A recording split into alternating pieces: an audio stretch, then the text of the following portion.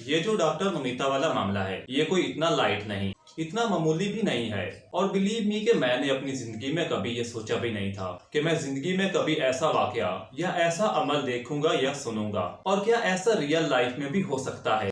और ना जाने क्या कुछ अभी देखने को बाकी है। और जो कुछ वहां पर हुआ, मैं अब आपको उसकी डिटेल्स नहीं बता सकता। ये कुछ ऐसी डिटेल्स हैं कि जिनको पढ़कर हमारी रूह तक कांप जाती है। जो डॉक्टर मुमिता के साथ हुआ, और ये वाकया कैसे हुआ कि एक लड़की को, मतलब कि एक अकेली लड़की को, जो कि कॉलेज में एक ट्रेनी डॉक्टर थी, वो 36 घंटे की ड्यूटी करने के बाद आराम करने के लिए जाती है। और वहां पर एक शख्स और भी लोगों को बुलाता है, और वहां पर जो कुछ होता है, you all know very well. लेकिन इसके बारे में मैं ये सोच रहा था कि शायद ये एक ऐसा अमल है कि एक जानवर किसी दूसरे जानवर के साथ ऐसा अमल करते हुए गिल्टी फील करता हो, उसको घिन आती होगी। भेड़िया भी इतने बुरे तरीके से चीर फाड़ नहीं करता जिस तरह एक इंसान ने किया। ये एक हैवानी अमल है, और मैं हैरान होता हूँ कि हम लोग एक ऐसी सोसाइटी में रह रहे हैं जहाँ पर कोई शख्स भी महफूज नहीं। और उस कॉलेज का जो प्रिंसिपल है, उसका बाद में इस तरह का बयान देना कि मुमिता ने 36 घंटे की ड्यूटी कर ली थी, तो ये वहाँ, मतलब जो हाल था जहाँ पर ये आराम करने गई, ये वहाँ पर आराम करने क्यों गई, ये कहीं और क्यों नहीं गई।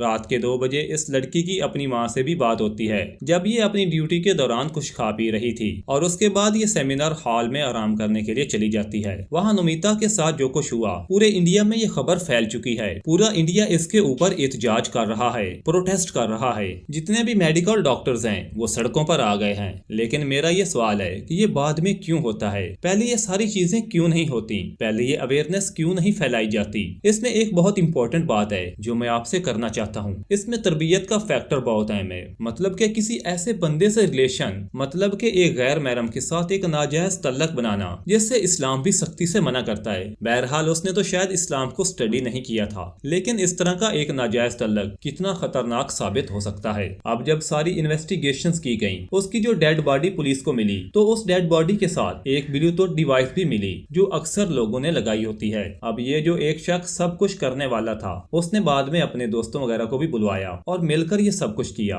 उसका नाम था संजय। अब अगर आप उसकी प्रोफाइल देखें तो ये जो संजय नामी आदमी है, इसकी पहले 4 शादियां थी। 2022 में इसकी आखिरी जो चौथी बीवी थी, वो भी इसको छोड़कर चली गई। और ये बंदा साइको था, और ये अक्सर यहाँ पर आता जाता था। और जो डेड बॉडी के पास से ब्लूटूथ डिवाइस मिली है, जब पुलिस ने उसको इन्वेस्टिगेट किया, और फिर संजय ने भी खुद आकर ये क्लेम किया है, और उसको पकड़ भी लिया गया है, और उसने ये इकरार किया है कि ये सब कुछ मैंने किया है। तो वो जो डिवाइस थी, तो वो उसके फोन के साथ कनेक्टेड थी। मतलब कि उसकी जो आखिरी बात थी वो संजय के साथ ही हो रही थी। अब एक ऐसा बंदा कि जिसकी ऑलरेडी 4 शादियां हैं, और वो साइको भी है, और फिर वो इस तरह की और भी एक्टिविटीज में इन्वॉल्व है। ये वैसे तो अल्लाह ताला की ही जात जानती है कि इसके पीछे की असल कहानी क्या होगी, क्योंकि मैं आपको वो कुछ बता रहा हूँ जो कि सोशल मीडिया पर चल रहा है। लेकिन मेरे ज़हन में ये सवाल पैदा हुआ कि वो वहाँ पर कैसे आया, और उसका नमिता के साथ क्या तल्लक था। और ये जब रात को वहाँ आराम करने गई, तो क्या वहाँ पर कोई और मौजूद नहीं था, क्या वहाँ पर सीसीटीवी कैमरास लगे हुए नहीं थे।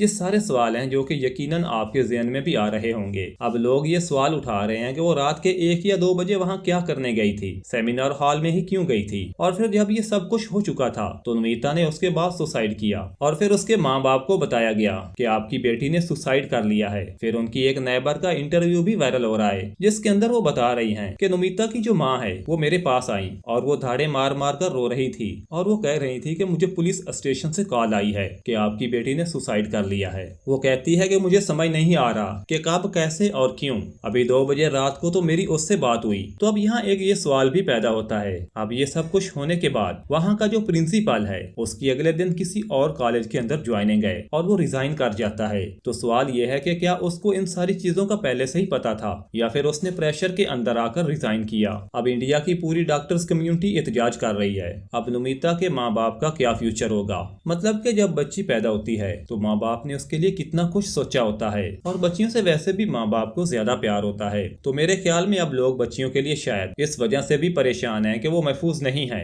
तो अब सवाल ये भी पैदा होता है कि जब ये सारा नमिता वाला मामला हुआ, तो वहाँ का स्टाफ कहाँ था, क्या वहाँ पर सीसीटीवी कैमरास लगे हुए नहीं थे। और अगर नमिता और संजय का आपस में रिलेशन था भी, तो फिर ये जो एक्ट हुआ ये जस्टिफाई नहीं करता कि एक रिलेशन में इस तरह का मामला कैसे हो सकता है।